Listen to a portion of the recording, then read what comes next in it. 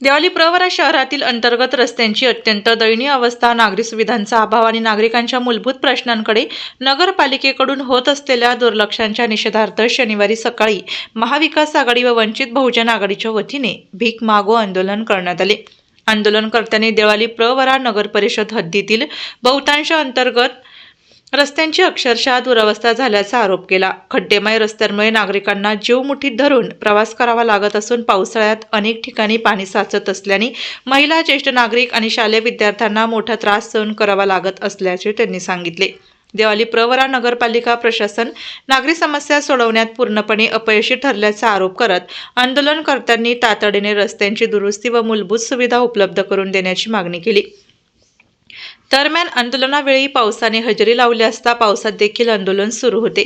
यावेळी नगरसेवक दासू पठारे, शरद वाळून, सुनीता थोरात, वंचित बहुजन आघाडीचे जिल्हा अध्यक्ष तथा नगरसेवक संतोष चोळके, काँग्रेस नेते वैभव गिरमे, कृष्णा मुसमाडे, प्रहारचे आप्पासाहेब ठूस, ॲडव्होकेट कुमार भिंगारे, विश्वास पाटील, प्रशांत काळे, भगवान गडाख, विजय कुमावत, विजय गव्हाणे, राजू थोरात, अनिल चव्हाण, मदिना शेख, नानासाहेब कदम, पूनम कदम, विशाल गाडे, श्रीकांत नालकर, मनीषा देठे, किरण पंडित, अक्षय पठारे, किरण पठारे, रवी मोरे, बाळासाहेब पडागळे, तैनूरभाई पठाण, ललित चोरड्या, माऊली भागवत यांच्यासह महाविकास आघाडी व वंचित बहुजन आघाडीचे कार्यकर्ते मोठ्या संख्येने सहभागी झाले होते.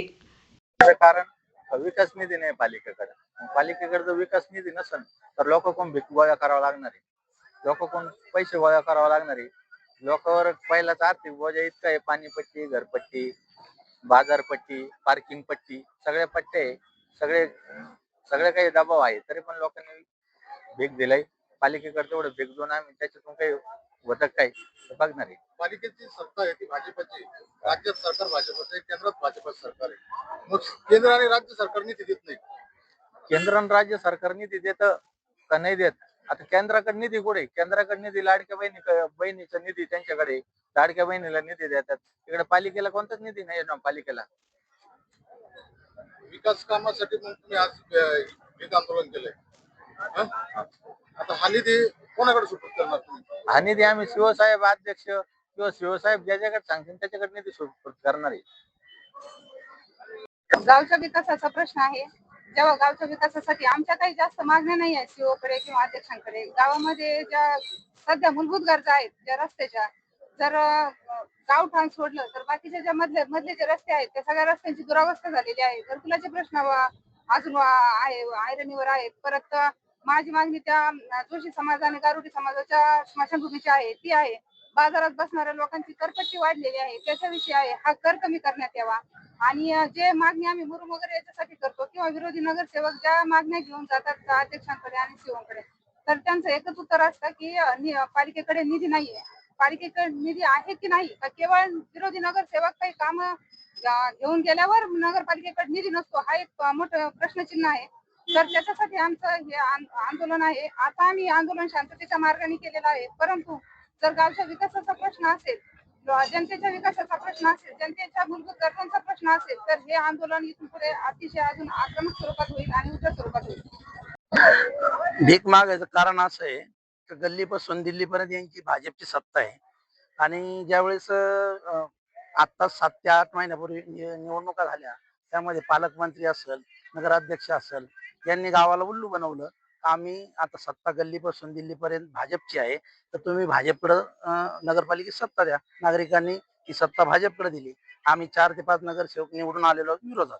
तर आमचं काम आहे ह्या गावावर आणि नगराध्यक्ष आणि त्या गावातील जे प्रश्न आहेत ते नगराध्यक्षांना जाब विचारण्याचे.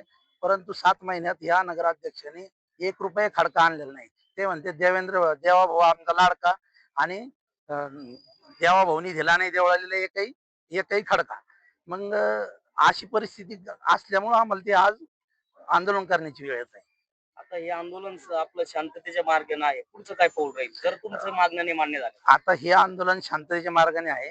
पुढलं आंदोलन हे आमचं प्रत्येक सभापतीच्या घरासमोर आंदोलन राहील. त्याच्यानंतर नगराध्यक्षाच्या घरासमोर सुद्धा आमचं आंदोलन राहील. आणि त्याच्यानंतर समजा संबंधित अधिकाऱ्यांच्या दारासमोर आंदोलन राहील. नगराध्यक्षांनी कालच्या बाईट मध्ये सांगितलं की देवळाली प्रवरामध्ये 17 ते 21 मध्ये जे काही रस्ते झालेले आहेत तर ते सुस्थितीत आहेत. तर नगराध्यक्षांना माझं विरोधी नगरसेवकांच्या वतीनं आम्ही आवाहन करतो तर तुम्ही ह्या देवळाली गावात सांबारीत काल झालेला रस्ता सोडून एकही रस्ता दाखवा तुम्ही सुस्थितीत तुम्हाला आणि नगरपालिकेला 51,000चं बक्षीस आम्ही देऊ. तुम्ही एकही खड्डा नसलेला आम्हाला रस्ता दाखवा देवळाली शहरामध्ये. पालिकेमध्ये विरोधी नगरसेवक एक अतिशय अपमानास्पद वागणूक दिली जाते. आम्हाला कोणत्याही टेंडर मध्ये कसल्या टेंडर जर काढत असले त्याचा विचारात घेतला नाही. त्यांच्या पद्धतीने टेंडर ओपन करतात आणि तेच मंजूर करतात. आणि आमचं एक म्हणणं आहे का अध्यक्षांनी आणि मुख्य अधिकाऱ्यांनी आम्हाला प्रत्येक विषयात टेंडर मध्ये याच्यामध्ये जे नगरपालिका विषय आहे त्याच्यामध्ये विचारात घेऊन काम करावं. आम्हाला विचारात घेतलं जात नाही आणि ते परस्पर त्यांचे टेंडर मंजूर करतात आणि मंजूर झालं म्हणून सांगतात आम्हाला. वार्षिक टेंडर काढल्यानंतर त्यांनी टेंडर परस्पर मंजूर केले. आम्हाला एकही विचारात घेतला नाही की वार्षिक टेंडर कोणाला द्यायचे, कसे केले, काहीच नाही. आणि पहिले जे नवीन टेंडर घेतलेले काढलेले मागे तर ते टेक्निकल ओपन करून त्यांनी ते कॅन्सल केले. तर आम्हाला कॅन्सल केल्यानंतर त्यांनी सांगितलं का, आम्ही विचारलं का हे टेंडर कॅन्सल का केले, रद्द का केले, तर त्यांनी सांगितलं ते रद्द केले म्हणे काय अडचण येईल. पण काय अडचण, ती अडचण सांगितलं त्यांनी. आम्ही म्हटलं बहुमताच्या जीवावर रद्द केले. ते ना तसं समजा म्हणे. या भाषेत त्यांची अशी भाषा आहे.